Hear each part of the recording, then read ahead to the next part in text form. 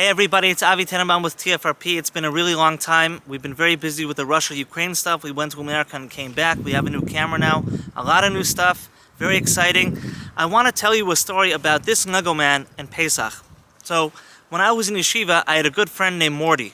And Morty was telling me this story about the Manchester Rav, that the Manchester Rav went to Europe and he was learning in the Mir Yeshiva in Poland, if I'm not mistaken.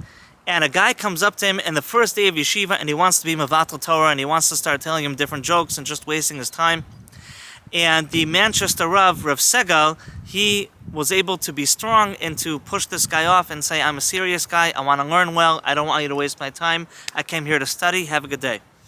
And the point that the book was bringing about the Manchester Rav in this story was that even at that age he had this maturity and this clairvoyance and he was able to keep his eye on the prize and to stick with, his higher self and to make good choices.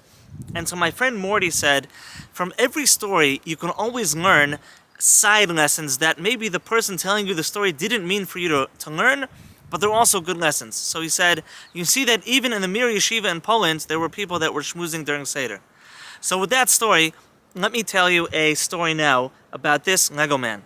So, when I was younger, and we're going back, 13 years ago, 12 years ago, I had a problem. Because every single year I would go to the Pesach Seder, and I had a bunch of little kids, and Grandma and Grandpa were there, and with all the different age changes of the people from oldest to youngest and everybody in between and the types of people, it was very hard to have that picturesque Pesach Seder that we all imagine that we're having, right? When you read the Seder, you read about this magical Seder in Bnei Brak where they were able to sit and learn Torah all night and they were saying these divrei Torah to each other, and all of a sudden the sun comes out and, at our Seder, you've got little kids and they're fighting over which seat to sit in, and he got more cola than me, and Grandpa is busy sleeping, and the women are all talking about when to bring out the food and you shouldn't wait too long, and the men are talking all these divrei Torah and they're trying to shrug each other up, but then the kids aren't involved, or maybe they're being involved in the kids, but then they're not able to say their divrei Torah, and no matter how you spin it, everybody's got different needs. Everybody's holding in a different place. It's complete chaos. And it's definitely not that picturesque Pesach Seder.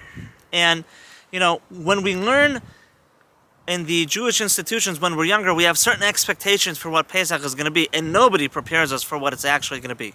And so I went to a rabbi back then. Again, this is like 12, 13 years ago.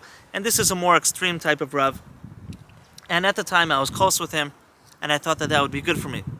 And I said, look, I come to the Seder, and I'm not able to say all these fancy divrei Torah, and it's just, we learn in these svarim about how holy the Seder is, and the great oros, and the lights, and the kedusha, and it's incredible. And you show up to the Seder, and people are fighting about where to sit, and he got more kola than me. How do you deal with that? So this Rav was very extreme, and he said, Avi, you gotta have the Seder anyways. Make your own Seder at the Seder. You sit in the corner, you do your own thing, have this very intense Seder, say all the words with tons of kavanah, ignore everybody else and do your own thing. And that's how you're gonna have this holy, holy Seder that all the Svarim are talking about. I did that, and of course it was a complete flop and it was really bad advice.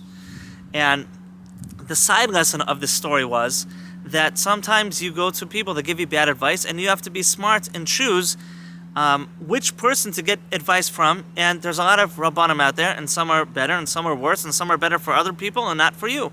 And so if you go to the Chaim Walder talk that we gave, we were interviewing a Gadol there, and the Gadol said, you have to choose your Rabbanim carefully, right? Anyways, I got this advice from this Rav. I did this very intense Pesach Seder. It was a complete flop. Everybody was upset at me, and it just didn't work out. I wasn't involved in everybody else. I was doing my own thing. I didn't feel good about it. Other people didn't feel good about it. It was too intense, and that's just how that went down. So a year or two later, I still had the same problem, and the eitzah that I got didn't work, so I had to find a different rabbi. So I found a great person in Yerushalayim, such a sweet Jew. His name is Rabbi Eliezer Savitsky. He might kill me if he knows that I'm saying his name in the video, but it's worth finding him, talking to him. And I spoke to Rabbi Eliezer Savitsky about this problem. And I said, Reb Blazer, what do I do with all the kids and grandma and grandpa and this one and that one? And I can't have that holy fancy Seder, with all the men with the big long beards sitting and saying the Divrei Torah the whole night without being interrupted. How do I deal with that? He said, Hashem put you in this Seder with these people and these children and all these ages. Be there. Be where you are. There's a famous book from Dr. John Kabat-Zinn where the name of the book is very revealing. It says, wherever you are, there you are. No, wherever you go, there you are. I think that's the name of the book.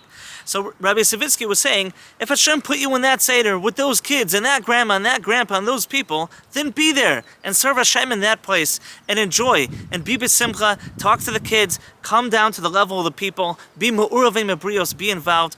And he said that sometimes he comes up to the Seder and he's got all these fancy Divrei Torah, all sorts of stuff prepared, and he said his kids come up to him and they're busy playing with Lego, and that's why I brought the Lego man here to join us today. And he said, Abba, look at my Lego man. And he said, I wish I could be, saying these fancy varts all about, darshaning this word and this halacha and that halacha. And my son, he's busy talking about the Lego man. And that's where he is. And I'm his father. And my job is to, v'higala talavincha, is to transmit this story over to him on his level, in this way, in this place, in this generation. And, we have to stop being upset and rejecting where Hashem puts us. Hashem sends us to different places, and we should use acceptance, and we should be right there where He sends us, and we should be happy being in that place. We should enjoy ourselves, enjoy the Yom Tif, help other people to enjoy the Yom Tif, and have a good time with, and make do with what we have. And that's how Yom Tif is meant to be. I took Rabbi Savitsky's advice, and needless to say, it was great advice, and together with the Lego man, we had a great Pesach. And so the side lesson, I think, is you sometimes get advice from people that really don't work. So maybe you didn't listen to the advice, but sometimes you listen to the advice and it's a total flop.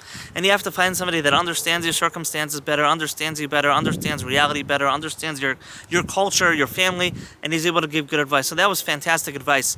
And it brings to mind a story, and if I said it again, then in another video, I apologize, but it's worth hearing again. When I was also... maybe 13, 14 years ago, I one time saw Reb Tzvi Meyer Zilverberg. That's his name, Reb Tzvi Meyer Zilverberg. He's a big tzaddik in Yerushalayim, very unique person. He's actually originally from America. And Reb Tzvi Meyer Zilverberg, I had a big complaint, and I went over to him, and it was a similar type of complaint where I'm kind of rejecting the situation that I'm in, and I wish I could be better, and I wish I could be greater, and I wish I had different circumstances. And I said to him, Reb Tzvi Meyer, every time I read these old stories about these Talmidim of the Baal Shem Tov, they're in forests, which is kind of a joke because we're here in a forest now. They're in these forests, they're learning Torah all day, they're not working, they're not with their family, they're in this magical, no man's land where they're able to just do whatever they do without any accountability and just be very lofty and holy, and it seems as if they had no responsibilities and they were just able to do whatever they wanted, and so incredible. And he said, here I am. At that time, I was in Kollel, and I said, I'm in Kollel. I'm learning Gemara all morning. I'm learning Gemara all afternoon. I learn a little bit of halacha. I go home, speak to my wife, go to sleep. I've got no time to go to the forests. I've got no time to be holy. I've got no time to do chesed. I've got no time to visit sick people. I got no time to do tzedakah projects. And I'm just doing that one thing, and I wish I could do all that other stuff, and I don't like the situation that I'm in. And Reb Tzvi Meyer Zilverberg said, you are making a mistake, young man. He said, and I remember, he said, no! He gave a very dramatic no! And he said, Hashem puts you exactly where you're meant to be, in your circumstances. And He wants you to serve Him exactly where you are in that place, and that's how you're meant to be a great person. And, life circumstances takes you to different places. You're supposed to be right there and serve Him right in that spot. And if you would be anywhere else, you couldn't get to fulfill your full potential like if you were in that place. So it's good that you're in that place, and if you would have been all day in the forest with a satchel of books like somebody 250 years ago in Mezhe was, you would never amount to who you're supposed to be. And again, that was another time where He knocked me in the head, and figuratively, and helped me realize, no, be where you are. Be where you are. Be happy with where you are. Make do with what you are. Use acceptance. Serve Hashem exactly where you are, and you'll have a smile on your face, and you'll be besimcha. And if you look in the Sefer Tzavas Harivash, that Sefer Tzavas Harivash, if I can at the end of this video, and I remember, I'll try to take a picture of it and stick it into the end of the video. in the beginning of that Sefer, page 1 or 2, he also says this idea. He says sometimes you want to serve Hashem in very fancy, advanced ways, and Hashem sends some guy to schmooze with you, and you're talking, and you just wish you can go back to the Beis Midrash, you wish you can do your Kabbalistic things, you wish you could pray for many hours, and you got to clean your car for Pesach, and you got to take the kids out to the Gina, you got to do this, you got to do that. And he says Hashem does it on purpose. He wants you to serve Him in many different ways. He wants you to be a well-rounded individual. He wants you to get out there and to do many types of service of God. There's not only one way. It's not only learning. It's not only davening. It's not only chesed. It's dynamic. And sometimes Hashem wants you to serve Him like this, sometimes like that.